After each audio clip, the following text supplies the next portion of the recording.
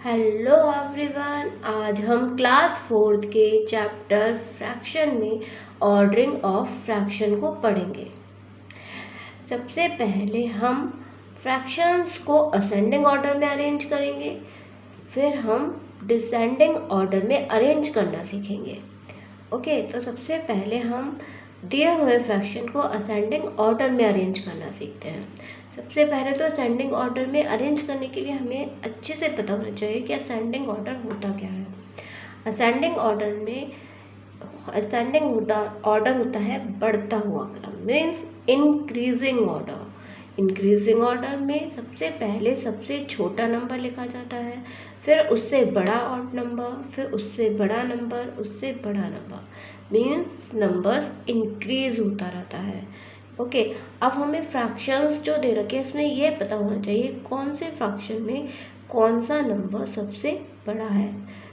Means जो हमें fraction दिए गए हैं कौन सा नंबर सबसे ज़्यादा ग्रेटर नंबर है। ओके, और कौन सा नंबर स्मॉलर नंबर है।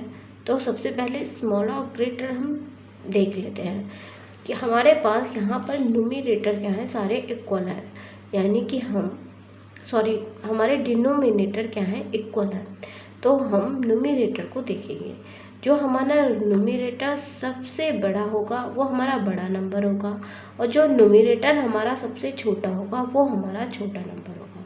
ओके, तो हम असेंडिंग ऑर्डर में सबसे पहले सबसे छोटा नंबर लिखेंगे, तो यानी कि सबसे पहले हम ये वाले नंबर को लिखेंगे, फिर हम इससे बड़ा नंबर है ये, फिर हम इसे लिखेंगे, फिर हम इसे लिखेंगे, फिर हम इसे लिखेंगे। तो this is arrange in ascending order. लिख लेते हैं। तो सबसे पहले हम लिखेंगे 1/4, फिर हम लिखेंगे 2/4, फिर हम लिखेंगे 3/4, फिर हम लिखेंगे 5/4। जब हमारा न्यूमरेटर इक्वल होता है तो डिनोमिनेटर देखते हैं, जो डिनोमिनेटर सबसे बड़ा होता है वो बड़ा नंबर होता है, जो डिनोमिनेटर सबसे छोटा होता है वो छोटा नंबर होता है। ओके, अब हम इसको साइन में अरेंज करेंगे। This is class fourth. So अगर हम साइन में अरेंज करेंगे तो हमारा स्टैंडर्ड क्वेश्चन को सॉल्व करने का काफ़ी अच्छा हो जाएगा, इसीलिए इस टाइप से ही सॉल्व करवाएं। ऐसे तो हम इन्हें कॉमास में पुट करके लिख सकते थे, जिस टाइप से लिख रहे हैं उसको कॉमास में अरेंज, बट इस टाइप से ही क्लास फोर्थ के बच्चों को अरेंज करके लिखवाना चाहिए। ओके, तो ये हमारा हो गया असेंडिंग ऑर्डर। और नेक्स्ट देख लेते हैं, नेक्स्ट क्या है, 10। तो यानी कि अब हमारे न्यूमरेटर इक्वल है, यानी कि अब जो हमारा डिनोमिनेटर सबसे छोटा होगा वो हमारा, ये वाला डिनोमिनेटर हमारा सबसे छोटा है वो हमारा सबसे बिग नंबर होगा, और जो डिनोमिनेटर सबसे बड़ा होगा वो हमारा सबसे छोटा नंबर होगा। डिनोमिनेटर जब हमारे न्यूमरेटर इक्वल हो, जो डिनोमिनेटर सबसे छोटा होता है वो हमारा बिग नंबर हो जाता है, और जो डिनोमिनेटर सबसे बड़ा होता है वो हमारा स्मॉल नंबर हो जाता है।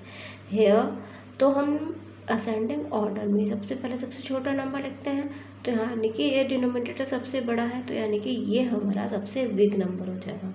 तो यहाँ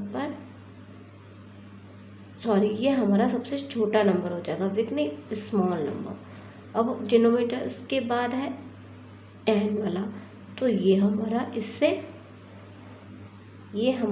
इससे बड़ा होगा। ये सबसे छोटा, फिर थोड़ा सा बड़ा, फिर थोड़ा सा बड़ा, फिर ये हो गया सबसे बड़ा number. This is put in sign. Okay, अब देख लेते हैं हम डिसेंडिंग ऑर्डर। तो सबसे पहले डिसेंडिंग ऑर्डर देखने से पहले डिसेंडिंग ऑर्डर को हम अरेंज कैसे करते हैं। डिसेंडिंग ऑर्डर होता है डिक्रीजिंग, मीन सबसे पहले सबसे बड़ा, फिर उससे छोटा, फिर उससे छोटा, फिर सबसे छोटा। अब जैसे हमारे पास ये दिए हुए हैं, तो हम जो हमारा न्यूमरेटर सबसे बड़ा होगा वो बड़ा नंबर होगा, जो न्यूमरेटर सबसे छोटा होगा वो छोटा नंबर होगा। यहाँ पर हमें लिखना है सबसे बड़ा नंबर पहले, तो सबसे बड़ा नंबर है हमारा 6/2, फिर है हमारा 5/2, फिर है हमारा 3/2, फिर है हमारा 1/2। अब साइन में ये वाला सबसे बड़ा है, यानी कि साइन लगेंगे हमारे ऐसे। वीडियो को पूरा देखिए, तब आपको पूरा क्लियर होगा, क्योंकि असेंडिंग ऑर्डर में साइन उधर की साइड लगे हैं, डिसेंडिंग ऑर्डर में साइन लगेंगे इस टाइप से, क्योंकि ये बड़ा नंबर है तो इस साइड लेंगे। यह होगा हमारा आंसर। अब है न्यूमरेटर, सॉरी जब डिनोमिनेटर इक्वल थे। अब जब न्यूमरेटर इक्वल थे तब कैसे डिसेंडिंग ऑर्डर को सॉल्व करेंगे, तो हम ये देख लेते हैं। अब हमारे क्या है, न्यूमरेटर इज इक्वल, तो हम डिनोमिनेटर को देखेंगे। तो यानी कि ये वाला जो नंबर हमारा सबसे, ये वाला नंबर हमारे सबसे छोटा नंबर होगा, और जिसका ये वाला नंबर हमारा सबसे बड़ा नंबर होगा, क्योंकि इसका डिनोमिनेटर क्या है, सबसे कम है। जिसका डिनोमिनेटर सबसे कम होगा वो सबसे बड़ा नंबर। तो डिक्रीजिंग ऑर्डर में सबसे बड़ा पहले लिखते हैं, तो उसके बाद क्या होगा, इससे फिर